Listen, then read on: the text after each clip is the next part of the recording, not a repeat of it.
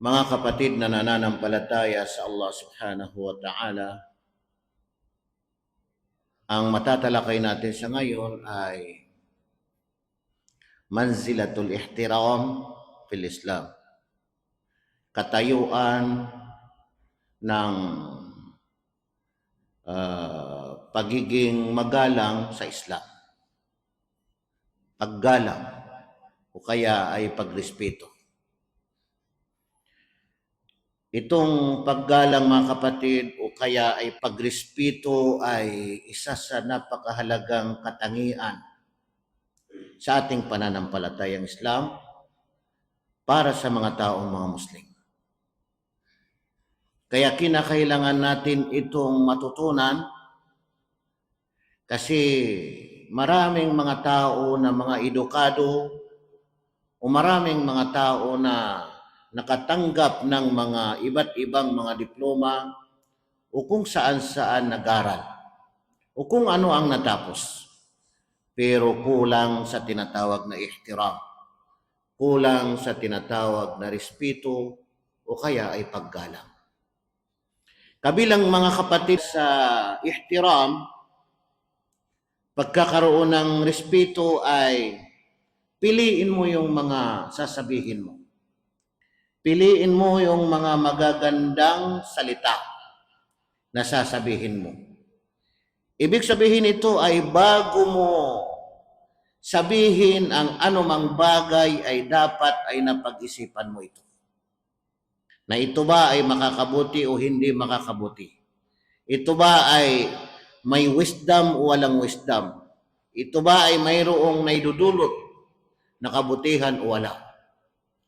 Sa madaling salita ay piliin mo ang mga magagandang mga salita at yun ang isanay mo sa iyong dila na masambit ang mga salita na iyon.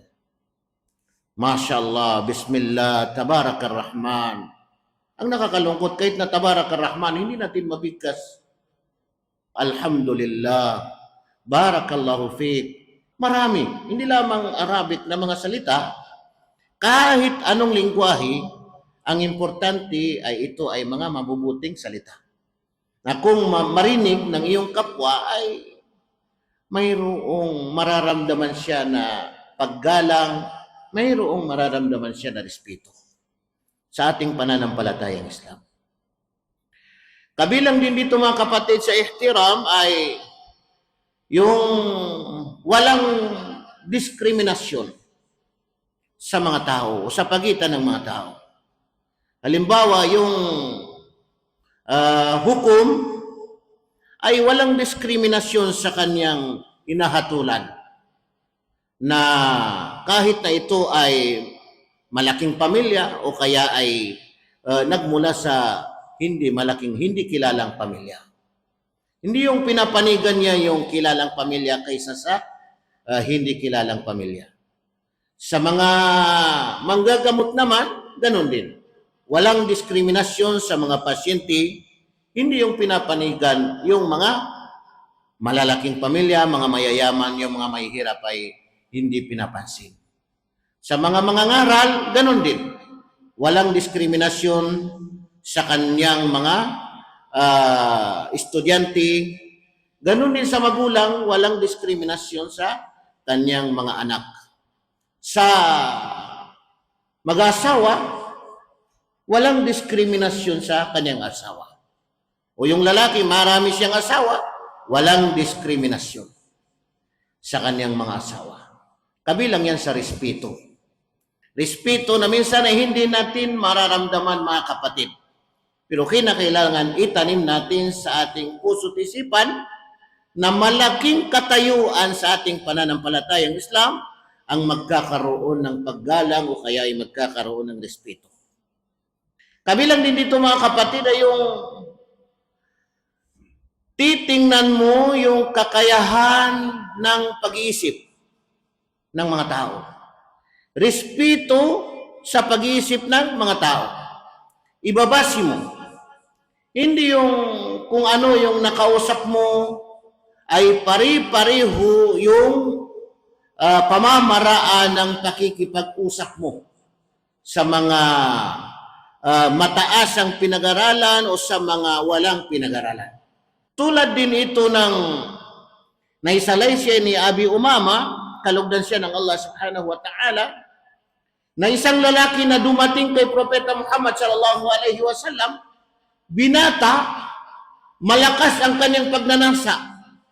Sinabi niya kay Propeta Muhammad sallallahu alaihi wasallam na, usugo ng Allah, ipahintulot mo sa akin ang pangangalon niya. Yung mga sahaba, talagang nagulat ang mga sahaba.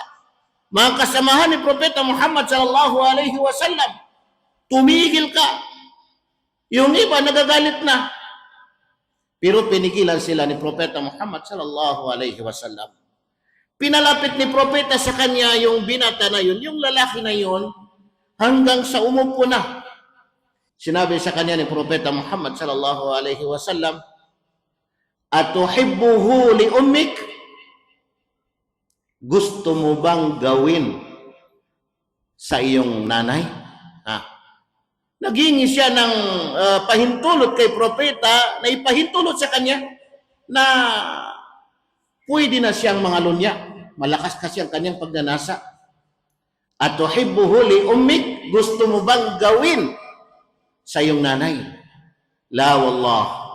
Sabi niya, sumpaman sa Allah, hindi. Hindi ko magagawa. Walan nasu yuhibbunahu li ummahatihim. Sabi ni Propeta Muhammad sallallahu alaihi wasallam, ganun din sabi niya ang mga tao. Hindi nila nanaisin o hindi nila gugustuhin na gawin nila sa kanilang mga nanay. Afatuhibbuhu li ibnatik? Gusto mo ba itong gawin sa iyong anak na babae? La wallah. Sumpaman sa Allah, sabi niya, hindi ko magagawa sa aking anak. Anong sabi ni Propeta naman? Walan nasu yuhibbunahu li banatihim. Ganun din ang mga tao. Sabi ni Propeta, hindi nila gugustuhin na gawin sa kanilang mga anak na babae. Afatuhibbuhu li ukhtik? Gusto mo bang gawin sa iyong kapatid na babae? La wallah. Sumpaman sa Allah, hindi ko gagawin. Hindi ko magugustuhan na gawin sa aking kapatid na babae. Walan nasu yuhibbunahu li akhawatihim. Ganon din sabi ni Propeta, ang mga tao, hindi nila gugustuhin na gawin sa kanilang mga kapatid na mga babae. Afatuhibbuhu li ammatik? Gusto mo bang gawin sa iyong tiyahin sa side na inyong father, side ng iyong tatay? La wallah. Sumpaman sa Allah, hindi ko magagawa sa aking tiyahin. Walan nasu yuhibbunahu li ammatihim. Ganun din sabi ni Propeta, ang mga tao, hindi nila gugustuhin na gawin sa kanilang mga tiyahin. Afatuhibbuhu li khalatik? Gusto mo bang gawin sa iyong tiyahin sa ina? La wallah. Sumpaman sa Allah, hindi ko gagawin sa aking tiyahin sa ina. Walan nasu yuhibbunahu li khalatihim. Ganon din sabi ni Propeta, ang mga tao, hindi nila gugustuhin na gawin sa kanilang mga tiyahin sa ina. Tingnan ninyo mga kapatid. Gusto mo bang gawin sa iyong nanay? Sino ba naman makakagusto na gawin niya sa kanyang nanay? Gusto mo bang gawin sa iyong anak na babae? Gusto mo bang gawin sa iyong kapatid na babae? Gusto mo bang gawin sa iyong tiyahin sa ama? Gusto mo bang gawin sa iyong tiyahin sa ina? Lahat ng kanyang mga sagot ay la wallah. Sumpaman sa Allah, hindi ko gagawin. Tingnan ninyo mga kapatid. So ganun din, pari-pareho ang sagot ng Propeta na yung mga tao ay hindi rin nila gagawin sa mga malalapit sa kanila. Sa kanilang magulang, sa kanilang anak, sa kanilang kapatid, o sa kanilang mga tiyahin, o sa kanilang mga malalapit na kamag-anak. Yung magandang pag-uugali, magandang pakikitungo, na kahit na sobra-sobra na yung tanong ng lalaki na yun o request ng lalaki na yun, ay hindi pa rin nagalit si Propeta Muhammad sallallahu alaihi wasallam, sa kabila ng ang mga sahaba ay nagagalit na sila. Pero si Propeta, fawada'a yadahu alayh, ipinatong niya ang kanyang kamay sa lalaki. Sa paliwanag ng mga pantas, ay ipinatong ni propeta ang kanyang palad dito sa dibdib ng lalaki. At ipinanalangin siya ni propeta Muhammad sallallahu alaihi wasallam. Allahumma ighfir dhanbahu wa tahhir qalbahu wa hassin farjahu. O Allah, patawarin mo ang kanyang kasalanan at linisin mo, dalisayin mo ang kanyang puso at ilayo mo ang kanyang maselan na bahagi sa, ibig sabihin, pangangalon niya o paggawa ng hindi maganda. Tingnan ninyo mga kapatid, na nagbibigay din ito sa atin ng aral na kahit nagaano ang nakikita natin ay nandoon pa rin yung, ibig sabihin, panalangin natin.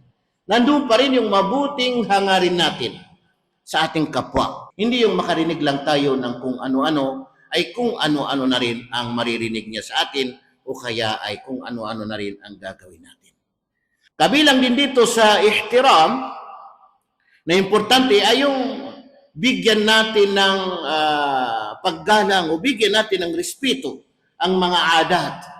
Ibig sabihin ng mga adat, yung mga tradisyon, mga nakasanayan. Bigyan natin ng respeto yung mga nakasanayan o kaya yung mga tradisyon, mga kaugalian ng bawat isa. Ang importante ay ito ay hindi sumasalungat sa batas ng ating pananampalatayang Islam. Ano man ang kanyang tradisyon sa kanyang bansa o sa kanyang komunidad o sa kanyang pamilya o sa kanyang sarili, bigyan natin yun ng halaga, bigyan natin ng respeto. Basta't ang importante ay hindi sumalungat sa batas ng Islam. Hindi sumalungat sa pananampalatayang Islam. Maliwanag din yan na sinabi ng Allah subhanahu wa ta'ala sa banal na Quran, Khudhil afwa wa'mur bil 'urf wa a'rid 'anil jahilin. Khudhil afwa. Sabi ng Allah subhanahu wa ta'ala, kunin mo, ugaliin mo. Pangkalahatan na ito sa atin mga kapatid na nananampalataya sa Allah. Pag tinignan natin sa tafsir, yung mga taong mga mananampalataya, yung mga taong mga matutuwid, ugaliin ninyo, kunin ninyo, khudhil afwa, ang pagpapatawad. Ang pagpapatawad. Hindi yung hindi ka marunong magpatawad. Kunin mo, ugaliin mo yung ibig sabihin pagpapatawad. Khudhil afwa wa'mur bil 'urf, at ipag-utos mo ang urf. Tingnan niyo, nandun yung urf. Nandun yung tradisyon, nandun yung kaugalian, nandun yung nakasanayan. Pero sa paliwanag ng mga pantas, ang urf ay yung kabutihan. Kabutihan.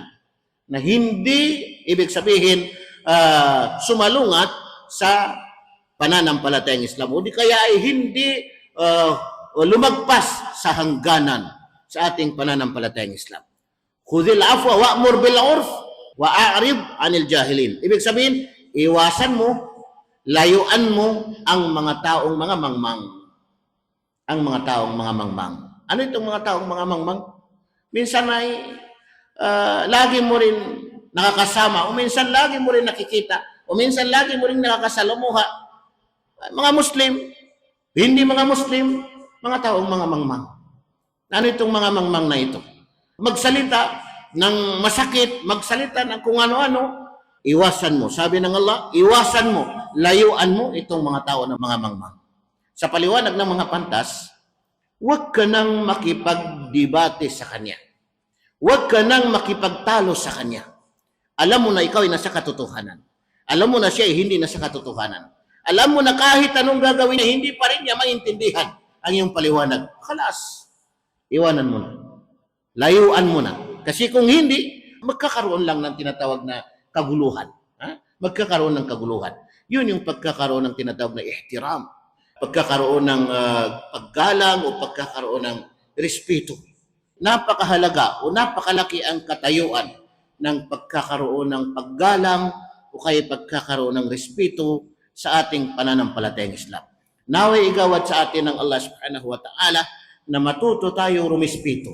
Hindi lamang sa pananalita, hindi lamang sa mga gawa, kundi sa lahat. Sa lahat. Hindi natin pinipili kung sino yung kausap natin. Sa madaling salita, matuto rin tayong irespeto ang ating mga sarili. Mga kapatid na nananampalataya sa Allah subhanahu wa ta'ala, aqulu qawli hadha wa astaghfirullah li wa lakum.